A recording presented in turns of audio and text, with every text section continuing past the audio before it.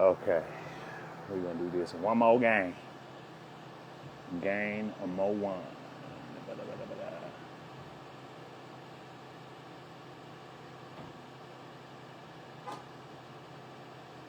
It's the side fire chat. Oh, what's up, y'all? I'm just about to have a side fire chat.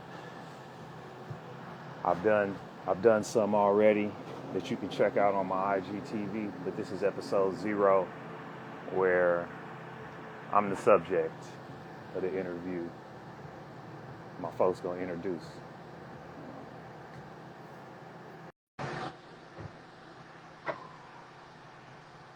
Okay.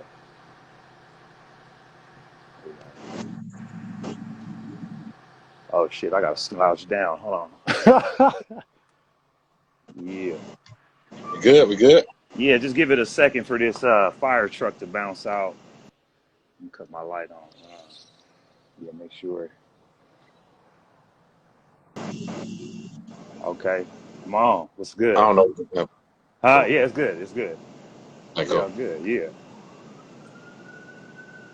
Yeah. So, fireside chat. Give me one second. It's not fire. It's side fire. Fire chat. So, It's everybody say fire side, but don't be no fires around. But this is. so But anyways. am I doing this in my British accent? Side fire chat. Onye Spell Malik. it like that. I should Put spell it on in a sword fire. Sword fire. So we have here Onye Malik. Onye Malik. Is it Yo, what's up? Onye? It's Anyi Malik. Yeah. That's why I said So glad Onye. so glad to have myself here. Anyi Malik. Well, so we're here in front of the class. We're going to be reviewing your life amongst the people. Isn't that right, class? So I'm going to ask you a few. You as you should be, as you should be. So, what we're going to do is we're going to ask you a few questions about your life and get your opinions and your philosophies so the class can be entertained. How does that sound? I love philosophy. I love opinion. Good. Well, I'm on the fence about opinion. I'm like, if you gonna sustain it, man, I ain't mad at you. So, question 1, Onye Malik. Where are you from? I'm from West Oakland, California. West Oakland, California. Yeah. Tell us about it. Well, West Oakland, that's the west side of Oakland where the legendary Black Panther movement began. A lot of the Black Panther movie from Marvel took place in West Oakland. It's always been my my belief that West Oakland is really Wakanda, you know. But growing up there, being born there, my father had instilled a great deal of hometown pride and made me very aware of a lot of the activities and locations where a lot of Black Panther and like revolutionary movement went down. So I always, while East Oakland gets hella love, all love to East Oakland, shouts out to East Oakland, North Oakland, I've always been a West Oakland baby. Even when my parents got divorced and I was transporting between Richmond and West Oakland, it was always West Oakland. West side of Oakland, born and raised. On the playground is where you spent most of your days. So what I've heard about Oakland is how rich in culture it is. Very. Very rich in culture. People don't give Oakland the credit for the effect that it has had over the United States of America's hip-hop scene. Not just hip-hop, but social justice, civil rights, and while West Oakland, Oakland in particular, but West Oakland also, while it's not often sung, the contributions Oakland is definitely makes it a point to say, hey, you gonna sing this? Hey, that's us over there. We did that. Oh wait, hold on, that's Oakland. So whether they gonna acknowledge it or not, we gonna even acknowledge the lack of acknowledgement. Will you acknowledge that the Raiders were so bad that you forced them to leave to Las Vegas? Well, actually, the Raiders' relationship with Oakland was always back and forth, and I was always a fan of the Oakland Raiders, and even when the Raiders went to L.A., I still took that as a contribution from Oakland to the state of California, and when the Oakland Raiders went to L.A., that's when you had the spirit of the Raiders implemented into the fuck the police, the NWA Hmm. spirit. So I never separated the two, even as a child. And then when they came back, it was a lot of poetic justice. But it was always interesting to me how the Raiders franchise never really did the city of Oakland any true justice beyond a mascot of that spirit of the working class individual that's going to still be great, and still, whether it's hurdles we got to come up against, we still going to exude some greatness, and you're going to have to deal with us at some point. And so they're in Las Vegas now because the franchise really never respected the city, and I think they're paying for it out the ass right now in a settlement or a judgment of some funds. But it's always Oakland Raiders. It's only Oakland sports teams with me: Oakland Raiders, Oakland A's, and the Oakland Warriors. Even the Warriors won their championships in Oakland Oakland, Warriors. and now they didn't dipped off to San Francisco. But that's a common thing. That's a common theme of how they attempt to railroad our narratives. But it's always West Oakland. It's always Oakland, East Oakland, North Oakland, South Oakland doesn't Word, exist. But yeah, word, word. Well, I'm glad you Anya. asked me that question right off top. I really appreciate that. Oh, I'm very, very versed in questionable questions. Like this one. You'll like this one as well. Anyi Malik. I have been told by little Bertie that you are a friend of the creator of Kwanzaa. Would you like to elaborate on Well, this endeavor? well, yeah. I mean, my mom, her oldest sister, is an economist and author and activist, Dr. Julianne Malvo, and she's very, like, I don't know if you was watching CNN in the 80s and 90s, but she would be one I of the was few not. sisters that would be one of the talking heads arguing with a Bill O'Reilly, or, what I'm saying, putting people in their place on television. And so she was in a lot of them leadership circles. And, you know, uh, not only was through her I introduced to Dr. Milana Karenga. Uh, I it was through her I met Dick Gregory before I even became a stand-up comedian. Brothers like Tavis Smiley, sisters Tavis Smiley. sisters like C. Dolores Tucker. Uh, I don't know who that is. they talk bad about her in a lot of '90s rap when she Oh, was that's leading. She was horrible. leading protests against the labels, and they misconstrued her narrative to make it she was against the rappers, but she was against the labels for specifically promoting that exclusive type of music, especially with artists like Tupac, who have a whole breadth of work. You know what I mean? Whose content spans an entire spectrum of things that pertain to Black folks, particularly. But they choose to release the certain music that they chose to release, and so C. Dolores Tucker and her husband led the charge against those labels, and then in turn, the narrative of the record labels was to make it where it's old Black folks against young Black folks. And so, but my auntie, yeah, Dr. Julianne Malvo introduced me to a gang of folks in them circles. Mm. Shouts out Reverend Jesse Jackson. Shouts out uh, Mr. Farrakhan. So yeah, Dr. Milana Karanga, Miracle. the creators of Kwanzaa, is definitely one of them brothers who I say, you say my name to him, he gonna get animated. That's great. That's great, Anya. You have very rich ties to Oakland, as I see.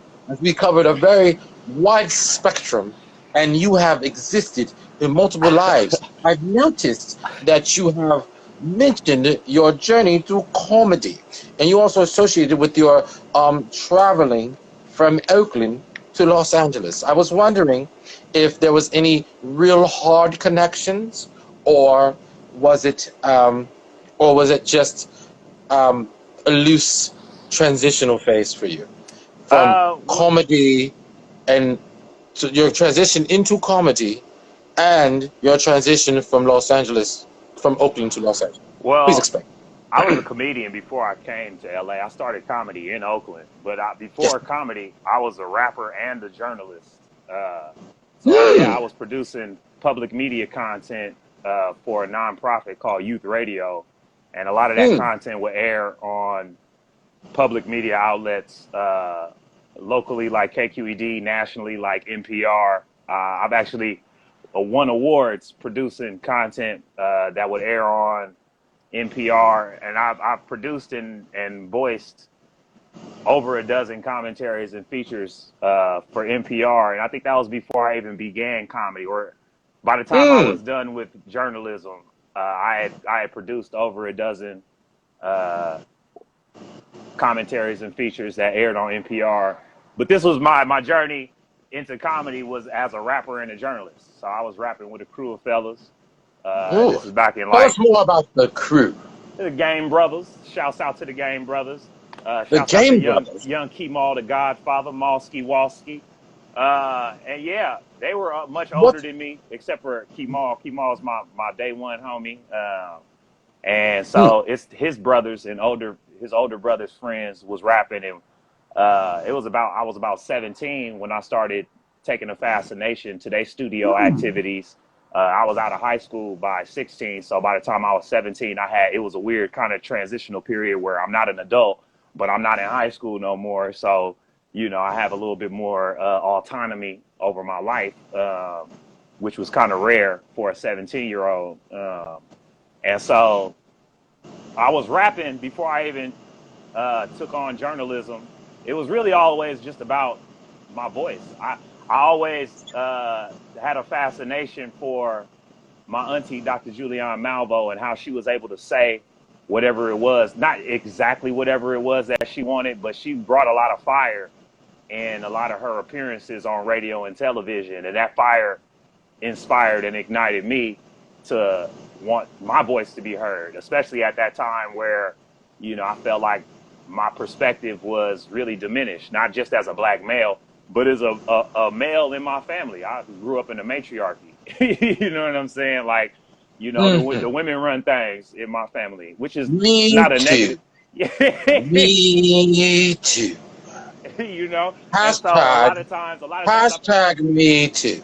we ain't got a hashtag it, but yeah, nah. So when people talk about a patriarchy, it's kind of unfamiliar to me because I'm not a participant of a patriarchy, but I know how a matriarchy can run amok and silence a lot of voices uh, on my end. And so my thing was to art and creativity. Uh, I was given a means to have a platform. It all started with poetry, and then ultimately um, I started rapping, and then I, you know, it's something. So, It was something Anyi about Malik, yo, what's up, what was your rap name? King Go Anye, ahead. King Huh? Anye, King Anye. King Onye. Yeah, a lot of comedians know me as King Anye because when I transitioned, not from rap, but when I began comedy, my comedic journey, uh, I just went under King Anye because I was also producing news media under King Anye. I was going by King Anye Hmm. Howell, which is, Anyi Malik Howell is my birth, is the government, but don't refer to me as that unless you got checks for me. But Well, real briefly, I would yeah, like to dwell on the King Onye phase of your journey. yeah, what's up? Now, Well, I the didn't, King I Onye. didn't wrap it up because I'm still getting to Oakland. You know what I'm saying? I didn't, you know, it's like a timeline. We skip it Well, around. I started, excuse me. well, Continue. because I don't want to lose. I don't Continue. want to lose because I don't want to get too sidetracked on the point. You was talking about the journey from Oakland to LA in comedy. So I started Oakland, taking LA in on comedy. everything, journalism, comedy, and rap under the name of King Anyi before I moved to LA. And it was a point in the Bay Area where, you know, the main club is the San Francisco Punchline, and I was hoping to get some time up there. And I would hang out. They kind of had a rule that if you hung out for a year, they would give you an opportunity on the Sunday night showcase. And I had been hanging out for Whole a couple of year? years. Yeah. And I hung out for a couple of years, and I wasn't, you know, I still wasn't received in that light, despite having aired content on NPR, despite having some real mobility in rap with my name out there. And so I felt like there was also a situation where I had to be out of the place I was living.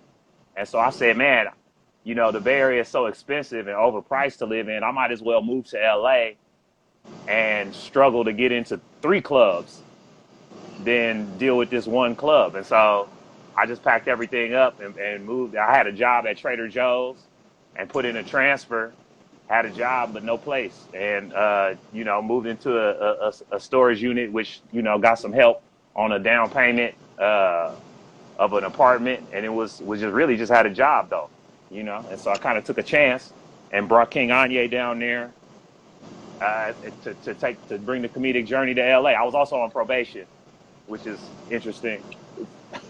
I'll say that's all I'm gonna say about that. I mean, coming from Oakland, then journeying to LA with the rich past that you have, especially your connection to the Black Panthers, and as well as your aunt Julian Marvo. Did I say that correctly? Correct. Yeah, even with the accent, you got Julian Marvo. It's such a revolutionary past.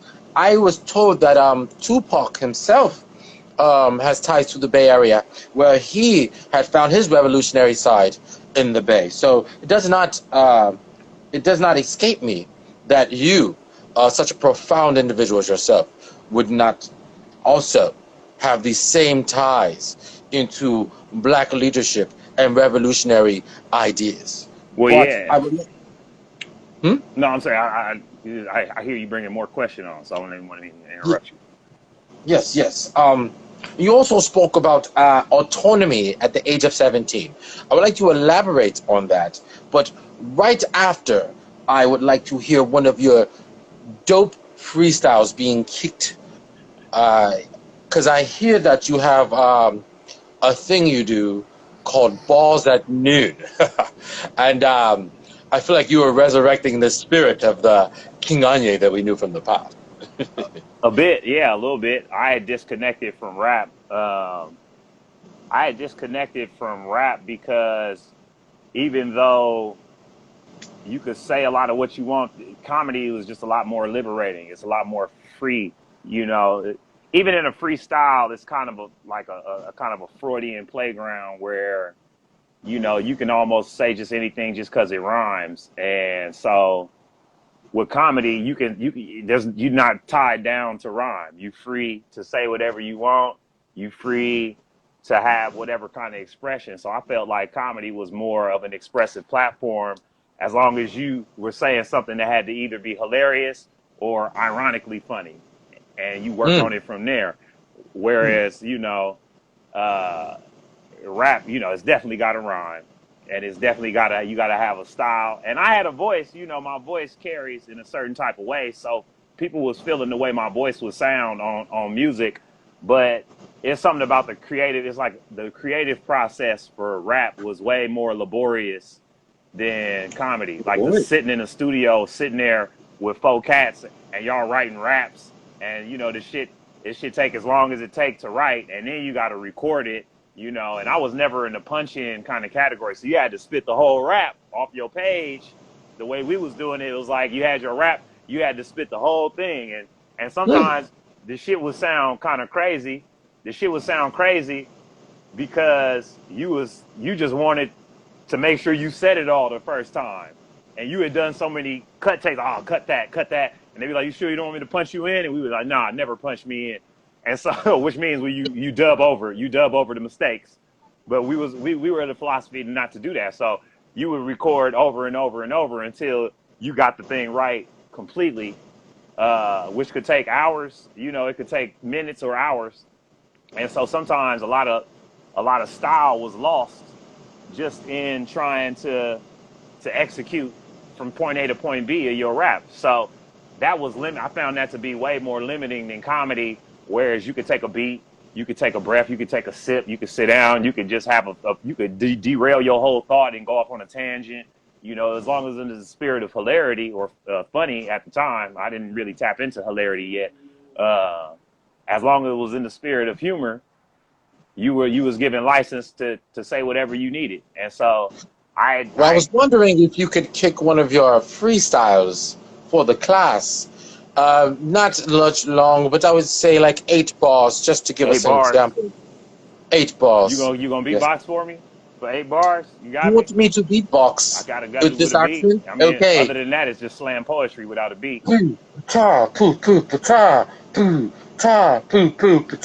8 bars. I'm kicking it very late, y'all. It's COVID shit, but man, I hate stars. Hate y'all, man. They posted back and forth through my window, and I paused on the endo. I stopped drinking the drink, but I'm picking it up because I put it down and then I picks it up. I know stutter, bitch. It's no hiccups. Yo, I'm gonna have to pause it and let you just pick it up on Fridays and Mondays. Bars at noon. I'll come again one day. There you go.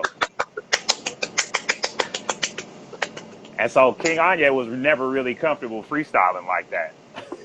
Not even to be, you know, a lot of what Bars at Noon was about was that I had an ability to rap that I had left alone. And then even, you know, even that wasn't like, you know, that wasn't glorious, but I felt something, and I felt enough to move.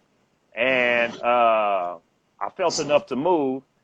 And before, it was never really fun. It was a lot of pressure. When somebody say freestyle, it's like, oh man, this shit might be weak. I don't want to do it. But Bars at Noon is like a thing I put together to give myself license to just be as loose and whatever is possible, kind of like the comedy. So that's where, you know, hella years later, 20-something years later, or almost 20 years later, yeah, I'm comfortable freestyling.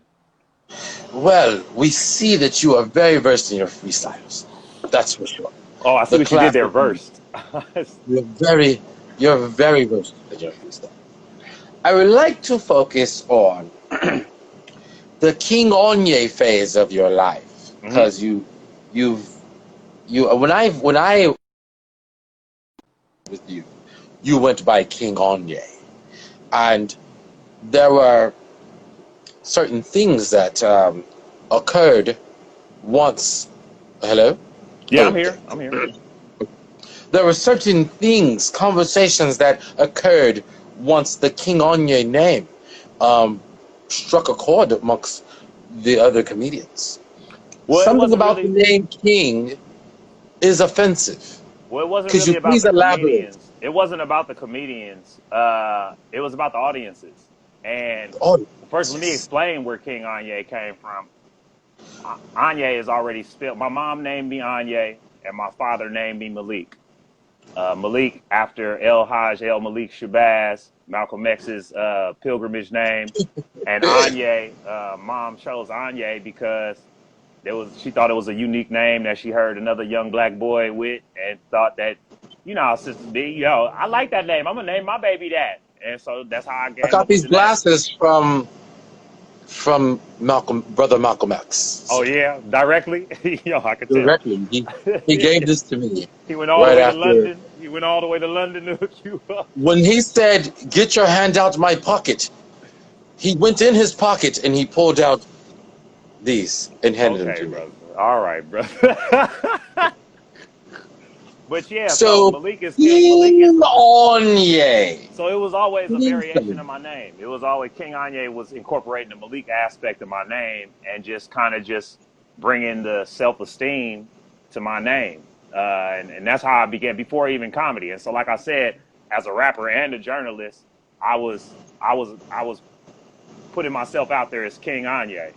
And so when I began comedy, it was the same thing. And even though my material hasn't changed at all between the transitions, I would notice that when you say King Anyi, when you address yourself as King Anyi in front of, in front of citizens, which is what we comedians call audience members who are not comedians, you have to kind of explain that. Otherwise, there's like a mental block that people have to jump over for them to just listen to you set up a premise. And so I was experiencing some of these blocks. And then also, King Anyi was more of an alias than Anyi Malik. Anyi Malik is my first name, and so if I introduce myself as Anyi Malik as a name, as my name, you as a person in the audience can be like, oh, this is a guy. Versus King Anyi is like, who does this motherfucker think he is? Or, oh, this is royalty. You could either go both ways with it, but you're doing more thinking than you are listening. And so the precedence sets itself. Yeah. And so I just kind of started putting myself out there as King or as Anyi Malik to see what the difference would be in the material. That didn't change none of the material, It changed none of the material. I was 7 years into comedy and working at the Hollywood Improv by the time I made this switch. And it was more of I think I was inspired by 2 Chainz, who rebranded himself from Titty Boy. And it was just like, damn, yes. you can rebrand your, what's the name is, and also 50 Cent, go ahead and switch the style up. And if they hate, then let them hate and watch the money pile up. Watch the money pile up. So all I did was his just boy, I heard his boy Banks told him that. Yeah. And so, it was just like it wasn't even a style switch. It was just a switch on paper, and just really a more personal, it was just like a really more personal way to exert myself into my art, as opposed to like, I didn't need to stand behind a heightened version of myself. The king is already in Malik. You know what I mean? You ask anybody else, Malik is already king. I introduced myself to some brothers as Anyi Malik. They hear king already. So it wasn't that great of a leap. And so it kind of was in touch to why I was going by king in the first place was, to celebrate myself and our people and where we come from, the royalty and the godliness, And so, yes. But it's also, it was also mostly for effectiveness in audiences to be able to deliver material with that level of suspension of disbelief. Anyi Malik. King Anyi and Anyi Malik. I think both names bring a regalness and prestige worthy of the honor. I think I prefer both, honestly. That's what's up. Prefer both. That's what's up. Prefer both. So that's why I got this purple on. Oh, that's a very, very regal color that you're wearing. I do think so. Already. So here we are, comedian, former rapper, former but also activist, pro-revolutionary. We're here at the Hollywood Improv with our talents being displayed on a nightly basis. Where do we go from here? In what regard? Well, the next step in your journey. I know, but I'm leaving it up to you.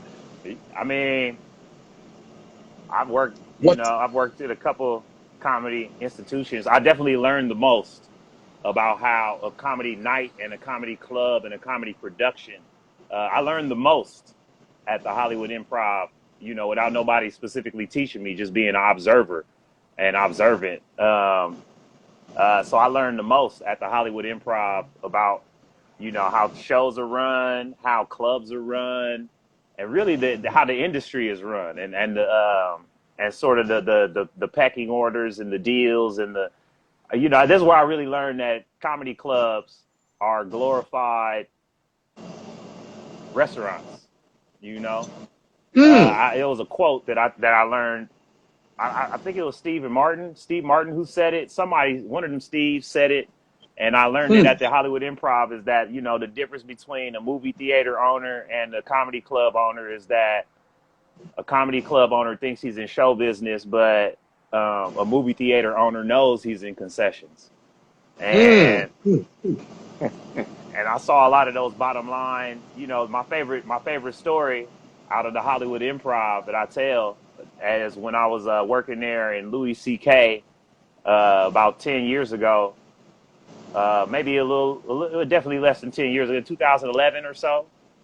Yes. He had, after 20 years in comedy for Louis C.K., he had ascended to a level where he was winning Emmys. You know, the show Louis was winning Emmys. He was the toast of the town. He was selling out arenas, you know.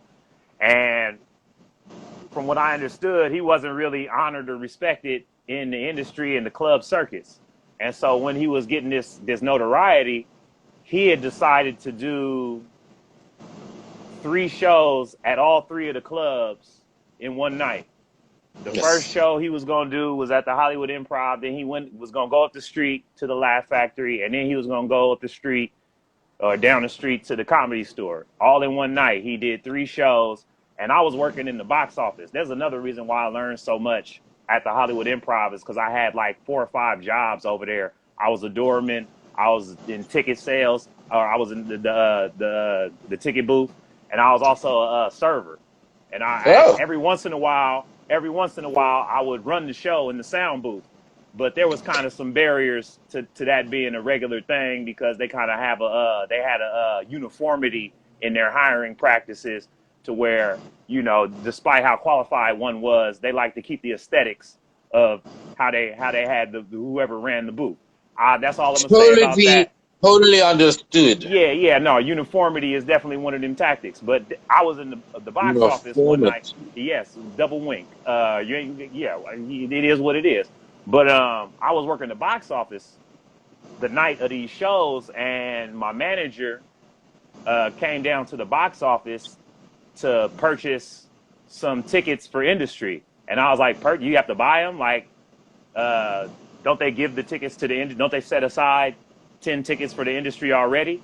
And she said, my manager, Rita, at the time, she said that Levity had to buy the comp tickets because Louis C.K.'s deal did not allow for there to be any tickets on the house. So there, where any show, usually the club was allowed to have comp tickets. He had worked out a deal that there were no comp tickets. If they wanted industry in the house, they would have to pay for that industry to be there. And not only that, after asking further questions, I had learned that night that not only was he getting money on every seat in the house, he was getting 100% of the door. So they weren't splitting none of the profits of the tickets. He was getting all of the profits of the tickets. They weren't getting no comps.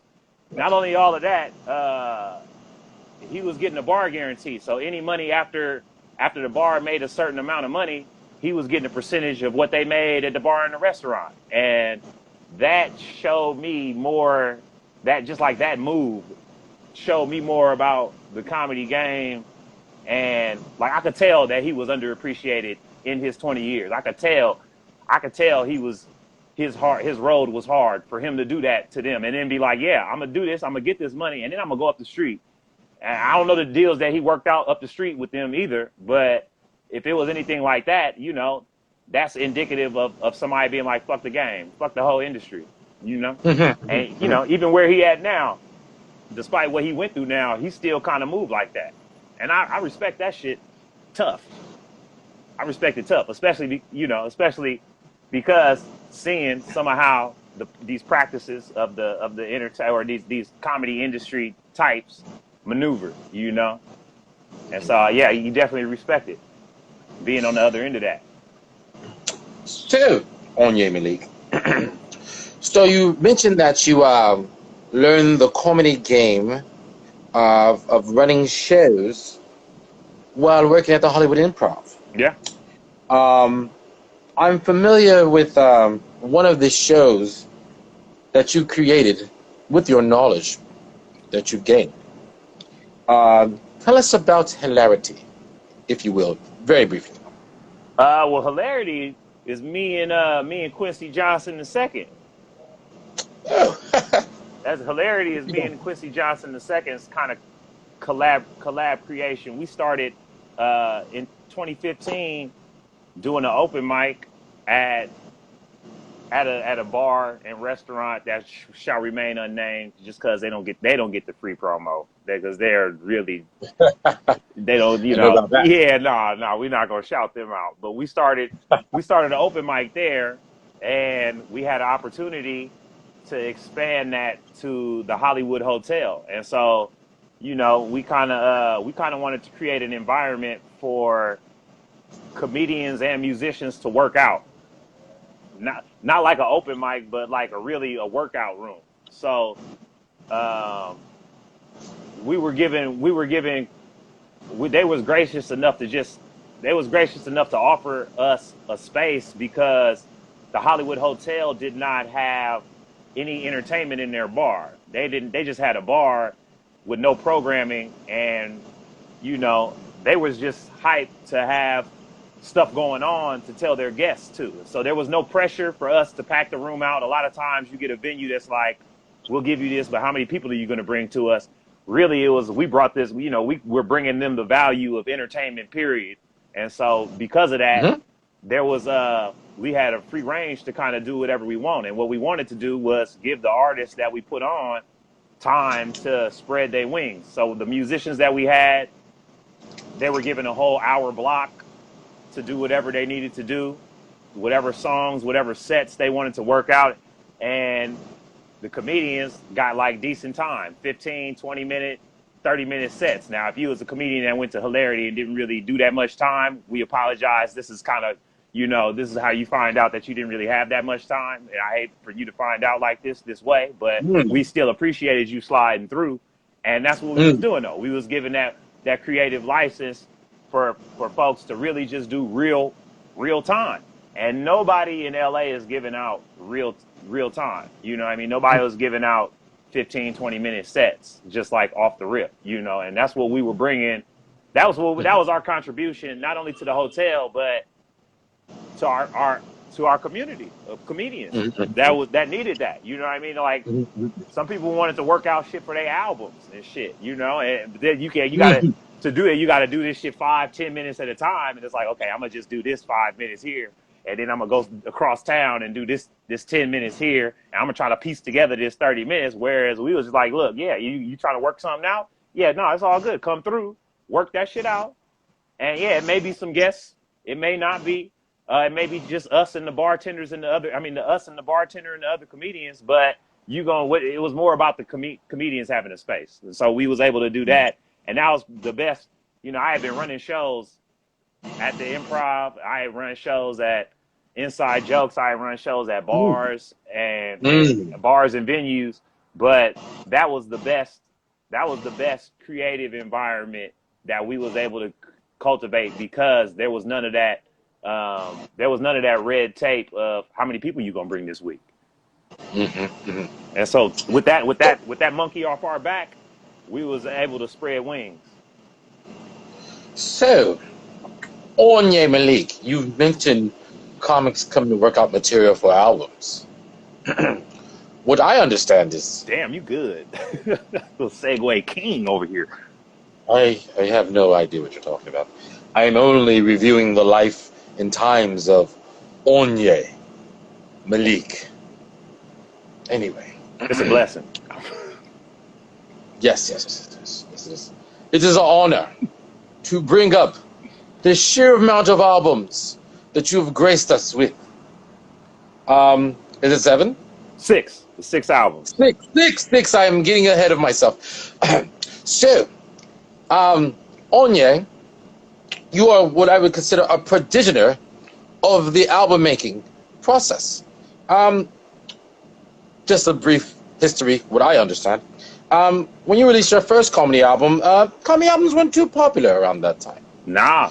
And your ability to shift the market in your favor is very admirable, might I say. Very, very, very, very admirable. I would like you to run us through your album making process, starting from the first one. Excuse me, I said that wrong. Your album making process. Yes, thank you. But anyway, run us from the first one.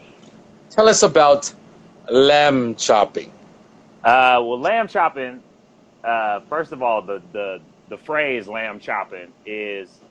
I've always been known to have especially in the Bay Area, like even the Bay Area, people in the Bay Area is known for having like being ahead of the curve of slang and like phrases that the rest of the world doesn't know about, but it's pretty soon they gonna know about it. And then even within that, I was known within that space as somebody who would just say some shit that you have to be like, it's super niche. You know what I'm saying? Only my homies know what I was talking about. And so lamb chopping was a phrase that I came up with when I would notice, I'll be out with some fellas and some homies. And if I notice a woman looking at a friend of mine with the look of tantalization, I'd be like, damn, she lamb chopping you. You know, in the cartoons where Wile E. Coyote looks at Roadrunner and the meat gets in his eyes, that's lamb chopping, you know? Yeah. And so that was like a part of my lexicon. And I wanted to, well, when I decided to do an album, I was, I told you I had transitioned from rap to comedy, and I had all this music knowledge, this music business and music kind of hustling, independent grind knowledge. And I wasn't very satisfied with where I was ascending in comedy while at the Hollywood Improv. So I decided to release an album that what specifically made me do it was I think I was in El Paso and I didn't have no merch to sell. And I said, damn, if I had some merch or even an album, these people would buy that shit because I had like a great weekend of shows. Rest in peace, Siddiqui Fuller. He took me on my first road gig. The great and powerful Siddiqui Fuller. Rest in peace, Siddiqui Fuller. And he was a Golden State. He was the first. He was Thunder from the Golden State Warriors before Oklahoma City Thunder. The Warriors had a mascot called Thunder, and the mascot was Siddiqui Fuller doing like backflips and like dunks in the trampoline. Yes, and he was the first comedian that took me on the road to El Paso. And I left El Paso with this crazy ass email list. And I was like, damn, if I only had some merch to sell, I would be able to sell them an album or anything really. And I was like, well, damn, I don't want to be a comedian just to get into the fashion game or like have to worry about trying to print my shit on hats and all this shit. I could really just put an album out and do it like Too Short or E40 of these people in the trunk. And I could just sell you an album like the brothers do on Hollywood Boulevard. And so I decided to record and release an album. And I wanted to incorporate some of my Yizzle-isms, some of my unique way of communicating. Yizzle-isms. Yeah. Yizzle. Yizzle was what I sometimes is how I'm referred to by my close friends in the Bay Area. Anybody that's fucking with Yizzle. I was Ye before Kanye was doing all that. So we just took it to Yizzle. So I even actually had in Oakland, I had in East Oakland, I had a podcast over 10 years ago and a public access show called Yizzle's Kingdom where I would just play music and music videos. And so the public access was on VJ TV. And so I had this Yizzle-ism. Lamb chopping was my favorite one out of all the phrases and shit that I would say that nobody else really knew. I think lamb chopping was my all-time favorite because I was just like really hype off that energy of male-female attraction, especially when the female looks at the man because it's kind of aggressive. It's hard to miss, you know. And so I wanted to name the album Lamb Chopping to incorporate that into my I didn't even know it would be a catalog at the time, but that's how I wanted to present myself, is with an album. And so I wanted the album to be my merch so that regardless of whether I was paid or not on the show, I could still leave there with some money if I was to make a connection with a fan or somebody who liked my set. So I can be like, yo, yeah, you like my set, you love my album, look it up.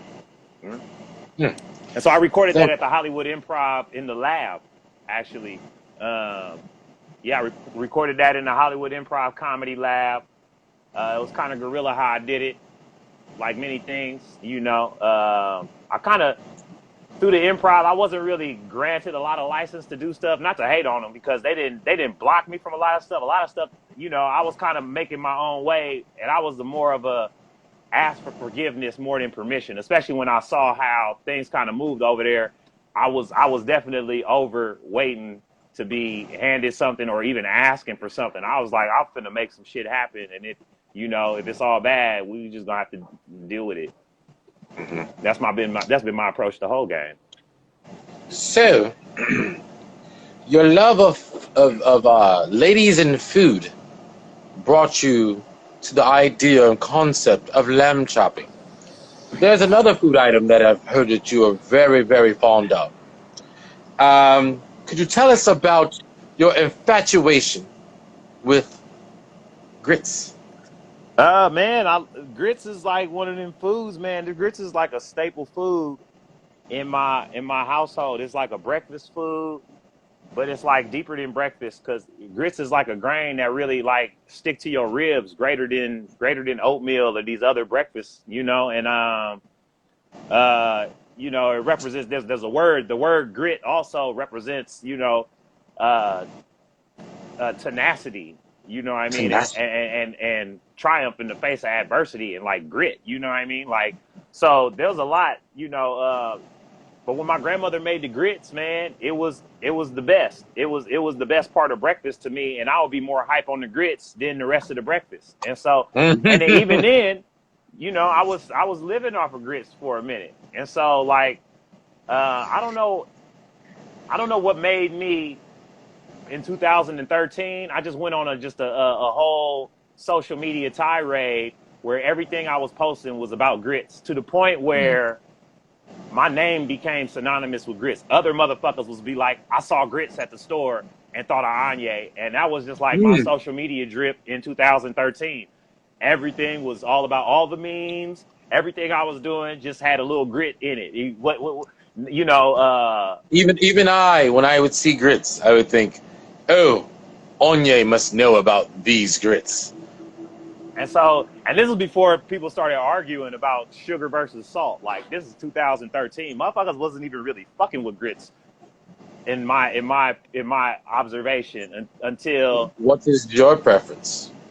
Well, you know, that's the beautiful thing, because I'm not really either or. You know, I'm not either or. That's a, you know, they want you to have that division. See, that's the cream of wheat elitists want you to be divided between sugar and salt. When really it's just as long as you having grits, period, you getting that sustenance. And that's what they, you know, because cream of wheat ain't really got that sustenance. Cream of wheat, that's that sucker shit. You know what I mean? That's that watered down.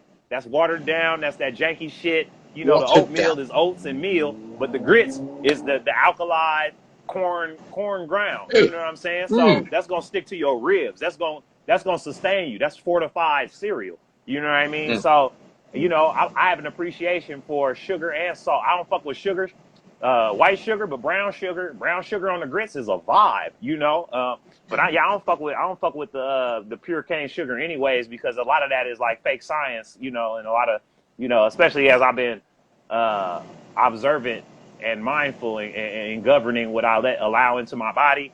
Definitely not fucking with the pure cane sugar, but not fucking with the salt either. So even then, the salt is, you know, Himalayan salt. You know, I'm coming through with the, you know, the just non-white butter. Anything. You're staying away from white. No, because the grits is white. So, you know, so it ain't, you know, it ain't like that. You know, it's not even, you know, because even then, white has a place on the visual spectrum.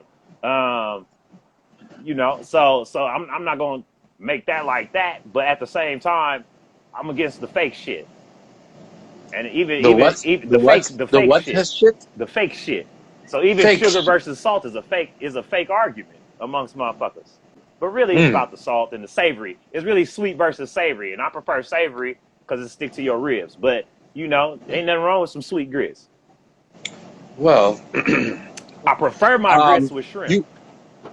I would say that you promoted grits so heavily that it's almost as if they would owe you a commercial of something, which is very interesting because you have starred in a very hefty amount of popular commercials from some very popular brands. Would you like to tell us more about your commercial experience? Anyi Malik. Well, I've appeared in national advertising campaigns for AT&T, Carl Whoa, Jr. whoa, whoa! Hold on. Sorry, I have to fix my glasses on that one. National advertising campaigns. Yeah, I gotta say national. These are nationals that you're talking about. Because I was doing commercials when I was in the Bay Area, but it was like local shit. And I talk about that. I talk about that on my comedy album Pop Grits, commercial success. Bay Area. Go get. Yeah. Go get. Not only do you get lamb chopping class, you also go out and get Pop Grits. That was my third album. Yes. But the track commercial success, Bay Area versus LA commercial success was the track where I talk about the commercials I did in the Bay Area before I even moved to LA. So I won't really expound on that. I'll give the listener an opportunity to tap in with that content. But yeah, so I was doing local commercials and stuff in the Bay Area, and even did it wasn't a national campaign when I began, but in 2011 I signed with Aqua Talent. Shouts out to Aqua Talent, Blake. Shouts out Larry. And I've been on a low key role. To national campaigns for AT&T, Carl's Jr., Samsung, and more. They just all them, they don't all immediately come to mind. And also, them checks ran out. CDW was my most recent.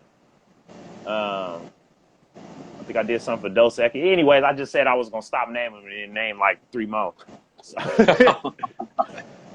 Oh, you sly dog, you. So, moving forward, we've gone from the Bay to LA.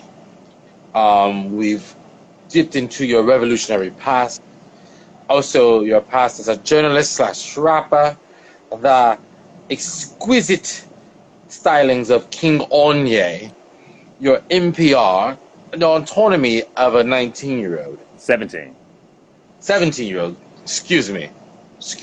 Let me bless brother. Yeah. Yes. 6 albums. Grits, not only as a fascination, but also as a podcast and comedy album. You ran numerous shows and commercials. But one thing we have not quite put our hands into is No Fingerprints. Could you tell us a little bit about No Fingerprints? Well, yeah, man. No Fingerprints, man. It's this good brother that I met while I was working at the Improv in comedy. His brother Jeremy Scippio. He makes sure I say all the syllables in his first name too. He said I got to make sure to say Jeremy, not Jeremy, because with COVID, there's a lot of germs out there. So he real adamant on how I pronounce his name. So my good guy brother sounds very anal. He sounds very anal. He sounds like he has a problem, like something. He's very sensitive. He's particular. I wouldn't label him sensitivity. I really wouldn't label a lot of people. So but he definitely particular, and he down to make them corrections. So I respect my brother.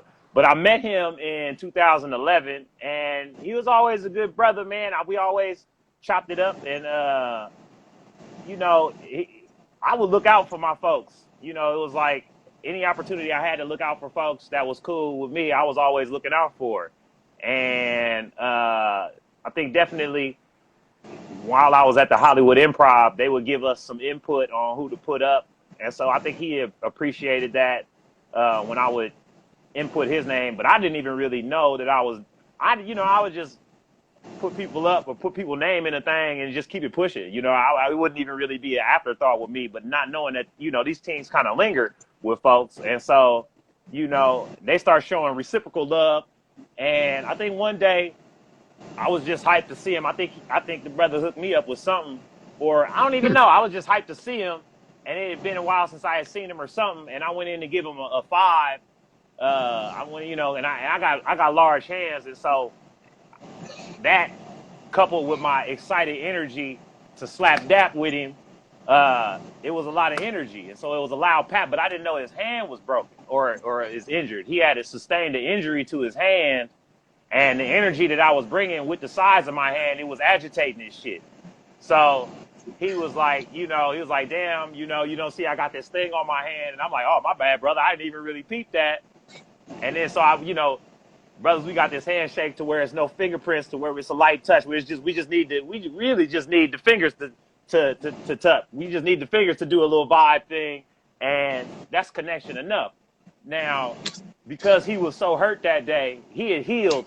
Way later down the line, he will be healed, but I would still be like, no fingerprints. No, I'm not trying to I don't want to re-agitate your injuries. I don't want, because I already know I'm coming with the energy and the hand, so I'm not going to just, so it was no fingerprints forever. And that just kind of became, you know, just kind of became our vibe, man. We was just on the no fingerprints. And then come to find out this brother was playing piano.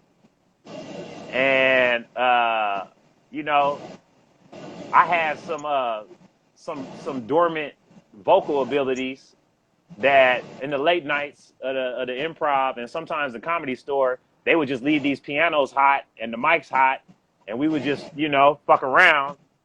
And somebody said that we should like form a group, or we should like take this as an act and present it as an act. And I was saying, you know, well, if we had to call ourselves anything, it would definitely be No Fingerprints, because that's how we was just already on the vibe. Excellent, you know? Naming mechanic, if I do say so myself. Definitely organic, man. It was definitely organic, and especially the way bro was on the fingers. I mean, bro was on the pianos. You know what I'm saying? And would walk away. You know, he left no trace. You know what I mean? And so, yeah. So No Fingerprints became how we put ourselves out there musically, comedically. And our act, man, if I had to describe it as anything, I would say it would be like a mix between Jodeci and Tenacious D. Where, you know, and you know, it's similar in how my spirit was, because I was never a trained singer, but my family would often want me to sing the carols and shit with them on Christmas, and would like really be hyping me up, like, damn, Anya, you got a voice. I mean, and me being so hyped, it was like, you know, when you see yourself dancing, you start fucking up dancing a little bit. So I was kind of the same way with my singing. Like, if I hear myself singing, I'll start to like get all in my head and kind of lose it a little bit. So, but a lot of times on them late nights when nobody was around watching, we would be really jamming. And so, yes, I mean, you guys were.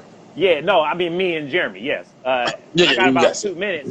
We got about 2 minutes. I can either pick this back up or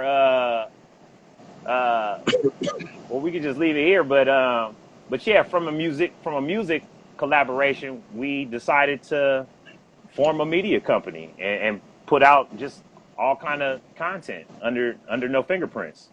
Well, for closure, I would like for you to. Oh, there's some banging going on in the chat. Paying no mind, bro. For closure, I would like for you to close out talking about your project 6ix9ine Malik XXX. So this is my sixth. So this is my sixth project. I'm not doing albums no more. I'm doing whole projects, and it's out now. That the sixth album is 6ix9ine Malik XX, Hilarity, Technology, and Sex. But it's got multiple projects I've released off of that album, including NASA Drip, Bars at Noon. I took the Bars at Noon and made it a freestyle. Even got the Black Mirror, pre-COVID Black Mirror, Bandersnatch remix bars with the remix to Bars at Noon featuring Lil B and I Am Sue, some real rappers from where I'm from. And so, yeah, it's my sixth project, so I named it 6ix9ine Malik XX, Hilarity, Technology, and Sex, and it's in your phone right now. Yo, ladies and gentlemen of the class, please give King Anyi Malik the biggest round of applause. Give it up for yourselves, guys. Thank you so much. We've learned so much about you and your past and where you're going. If there's anything you want to close out on, you let us know right now. Man, just my appreciation for you, good brother, and for you sustaining this, whatever this is, good brother. I appreciate you coming all the way across the